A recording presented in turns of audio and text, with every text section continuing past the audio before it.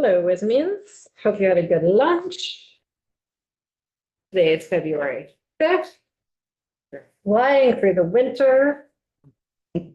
And really excited that Doug Farnham can join us today to continue our testimony on the governor's budget proposal. If you want to have a seat. Thank you. Thank you, Madam Chair. It seems like in the budget, there was some proposals for flood relief that Adam did not have a great deal of details on. So I'd love if you could share some details with us. Absolutely. Madam Chair, I think so for the record, Douglas Farnham, Chief Recovery Officer for the state of Vermont. Where I'd like to start, and actually the topic that I prepared the most on, I can speak to other proposals related to recovery. But on page 26 of the GovRec budget, there's an explanation for a municipal buyout reimbursement program that we're proposing this year. And we have discussed this program with Vermont League of Cities and Towns. They're open to it, but they're still going to be discussing it with their members and haven't had a chance to talk with the membership, but they're certainly open to the concept. The idea behind this program is when a program becomes permanently conserved, it comes off of the tax rolls essentially, has to become municipal property. In some rare circumstances, it can also become state property, but either way, it's not generating private tax revenues. If it became state property, we wouldn't have this problem because then it would be covered by the state payment in lieu of taxes to the towns.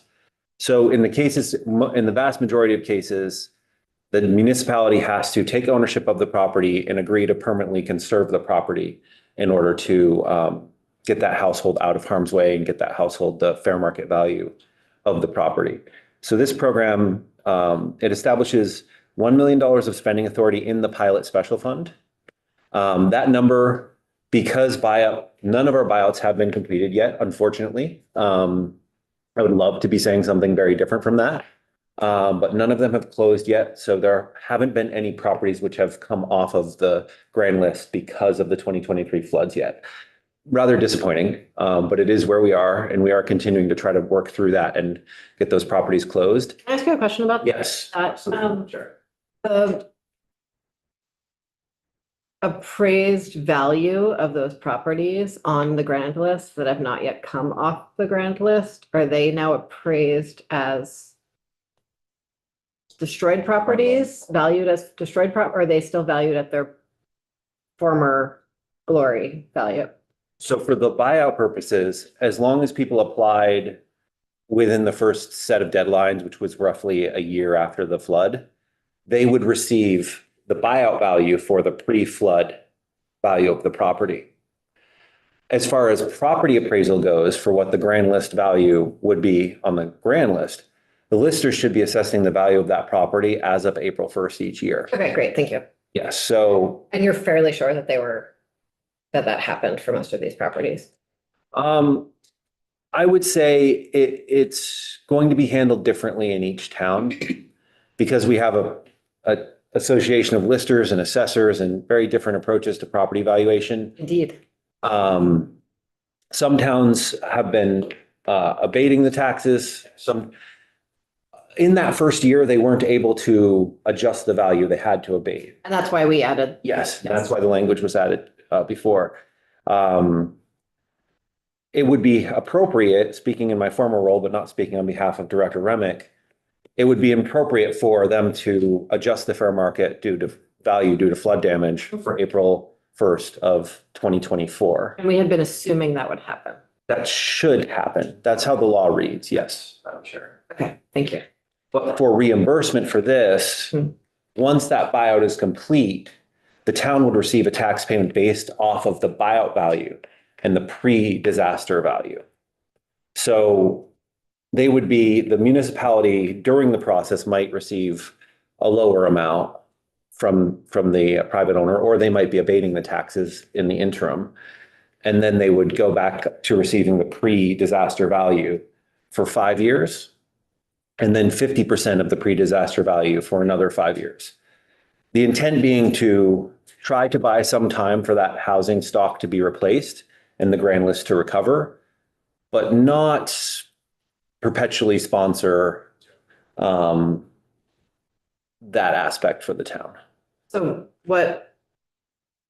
how long is that magic period? Looking at if you look at when building starts to when building completes in Vermont, 3 to 5 years is a general timeframe, and a lot of our projects will drift into that 5 to 10 year category. And we used some of the data from the Housing and Community Development Department to inform that, 100% for 5 years and then 50% for the next 5 to get to a full 10. I would say it's not an extremely scientific approach, but we did look at how long it usually took to build houses in Vermont, and that felt reasonably appropriate, Madam Chair. And so is the money intended to be dispersed after we know what FEMA is going to approve?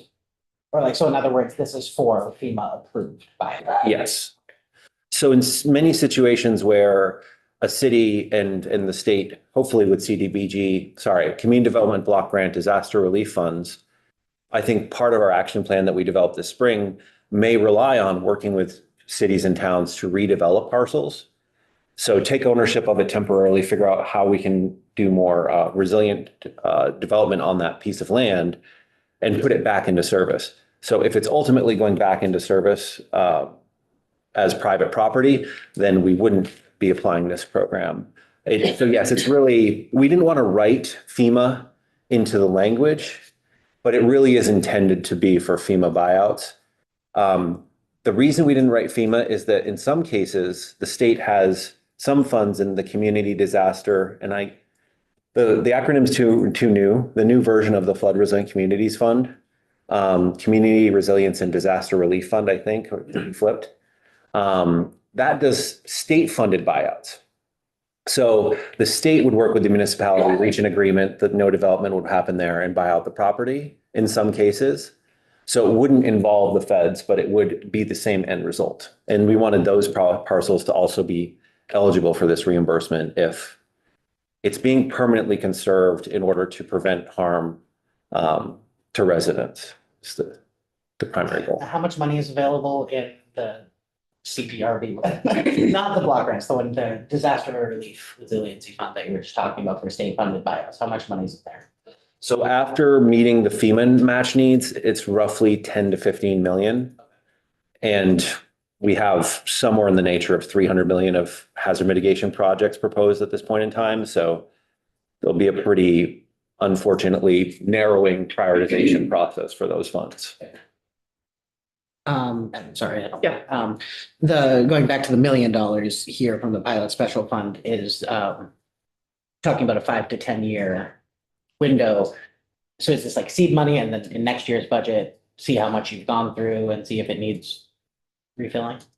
So it would be great. I would be extremely happy if there were properties that closed and were officially bought out by June 30th, by the end of this property tax year.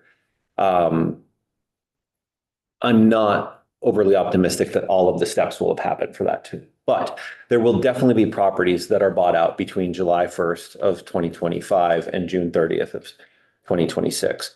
So the idea would be the money, the $1 million, honestly should last through at least the first several years of reimbursements for municipalities. The behavioral aspect of this, which is up for debate, is right now roughly half of municipal buyouts are approved by the municipality. Sometimes this might change the math, and the reason that the municipality isn't able to go forward is because of financial hardship. And so we want to tip the scales so that more municipalities would approve buyouts. In other cases, it may not actually change their decision. They may be saying, because of our historic downtown and the footprint of it, that particular parcel just is not something we're willing to support a buyout for other reasons other than financial. So if there's an uptick in municipally supported buyouts, we would go through that $1 million a little bit faster, but it would still definitely last through the first fiscal year, and we would have time to come back and ask for another authorization for additional funds. It's also set up so that The pilot, of course, is local option tax funded, 70%, then 30% goes into the pilot. That has been fully paying for the state buildings. And that payment would be fully processed before this payment is then executed. So this wouldn't interfere with the normal purpose of the pilot. It would be a secondary layer. And that's more nuance that I've started talking with VLCT about. I know that they have other proposals and other ideas on how pilot funds could be either returned or reused. I mean, there's the access in the fund right now that there's sort of multiple conversations about how to spend, and this seems like a perfectly viable one. And you're talking about this being multiple years, and it seems like the existing access in the fund right now would cover multiple years from the math you just described to me that I don't have in front of me, and that's not, my brain's not best at that. The ongoing, there's sort of expected to be an ongoing access in the fund. And so then there's sort of the secondary question of, should we fix how money is going into the fund to make it just cover its current law liabilities? Right.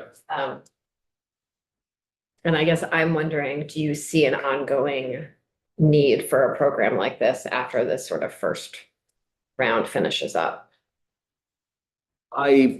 Unfortunately, Madam Chair, I do. This is proposed as something that we try out related to these floods, and it doesn't have a specific end date written into it right now.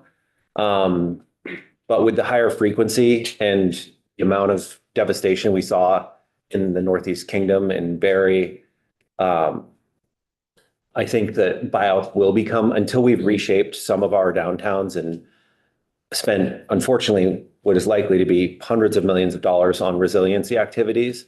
Buyouts will be a part of our structure for a long time, I believe. Thank you. Yeah, I was along the same lines. I'm just wondering if you're thinking that the pilot fund would be the continued source of revenue to support this type of expense. I think it's an appropriate source of revenue. And one reason I believe that is that it is sourced from the local option taxes. And of course, the local option taxes represent economic activity in those specific jurisdictions.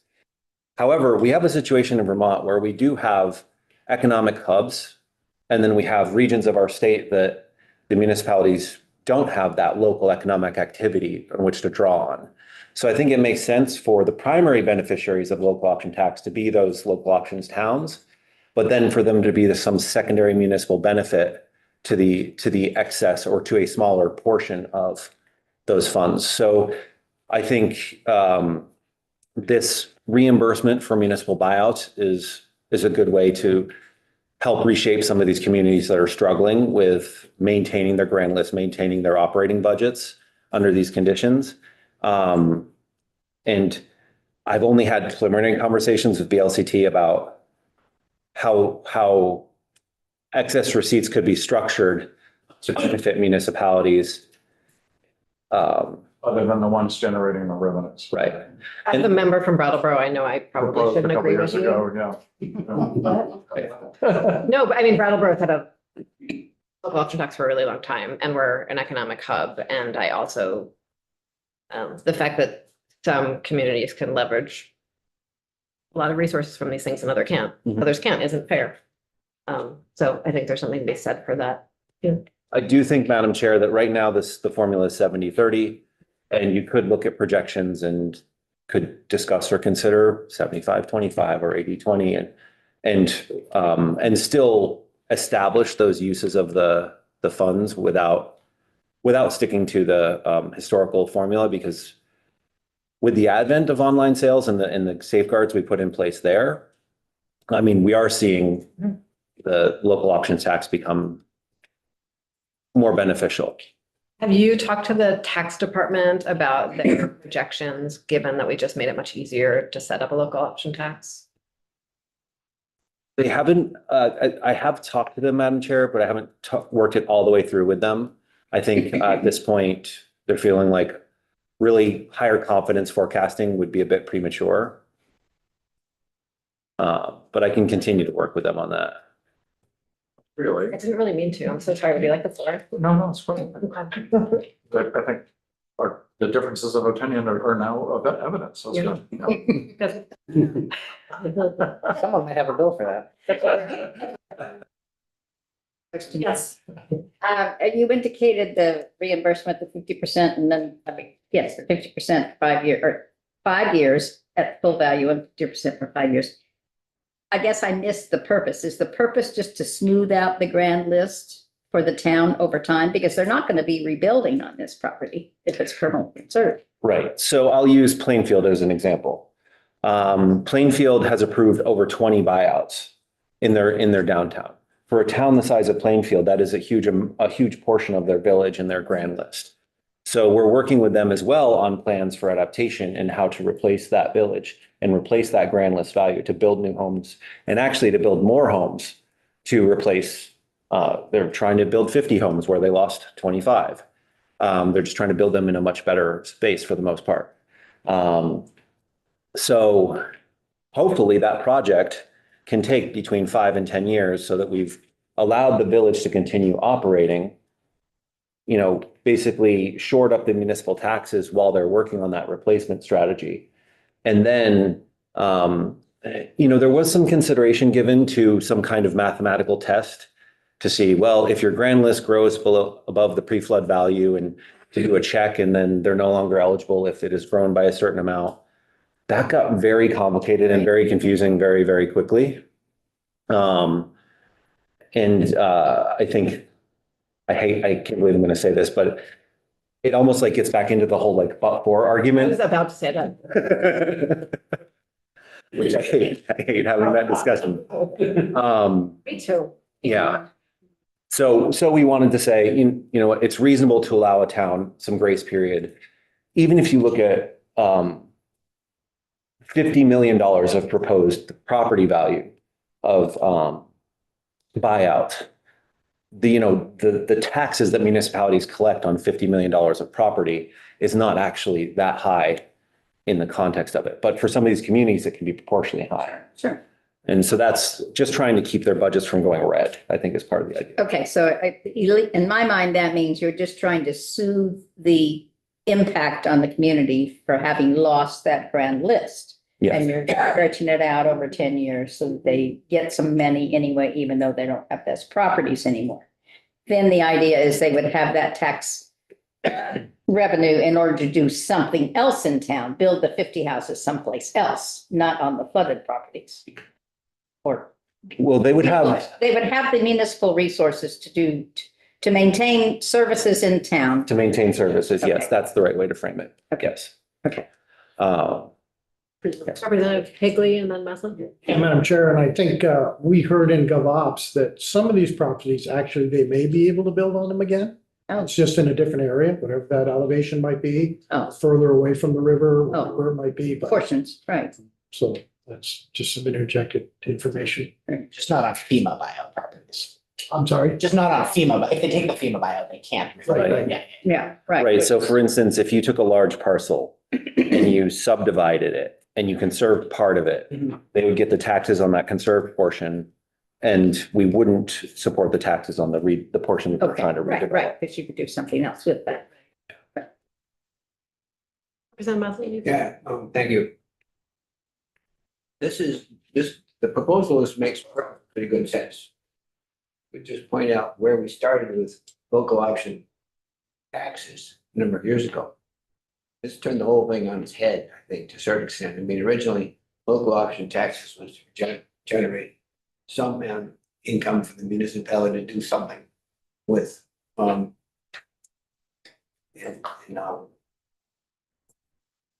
proposal is a very good proposal, what I was saying, but it is a long way from where we started, with local option taxes, and I support it. I'm just reflecting on the fact that how things evolve over time sometimes is interesting. Let's just say that. Let it go with that for now.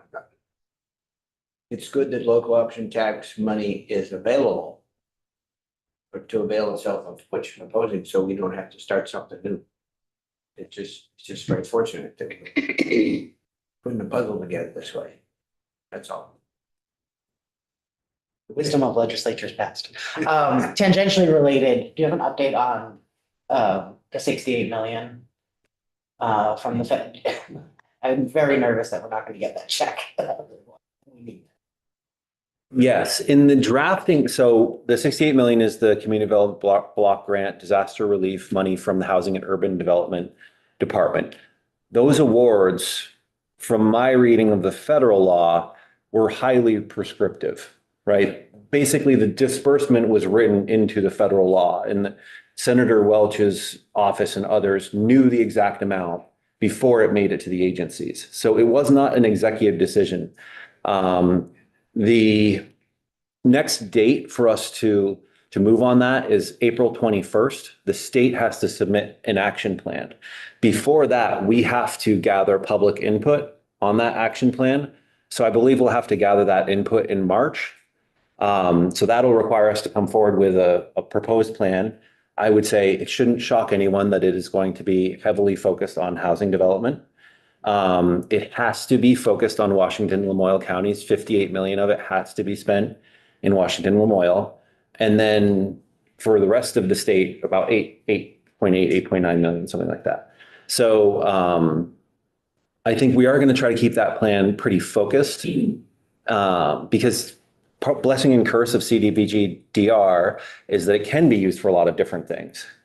So you get a lot of recommendations or projects that have been waiting for a long time to find some funding. And I do think, at least for me, my personal opinion is the highest, best use is community adaptation, is making sure communities that lost large amounts of housing have support in redeveloping and replacing that housing stock. And so that's the enabling side of the table, which we didn't propose state funds for that because of the CDBG DR award. But we do have to collect that public input, make adjustments based on the input, and then submit by April 21st.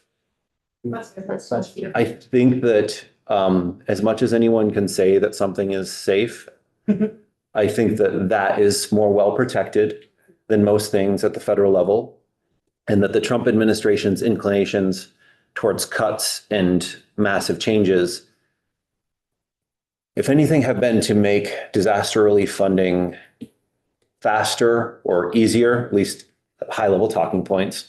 And I don't see that changing much because of Florida, Helene, and Milton. Yeah. Carolina too. Yeah, I think politically it's less likely that we'll see a reduction in that funding. Access to, yeah. Thank you, that's very helpful. Other questions about this piece of the budget proposal? Okay, thank you very much for joining. Thank you. Thank you, Madam Chair.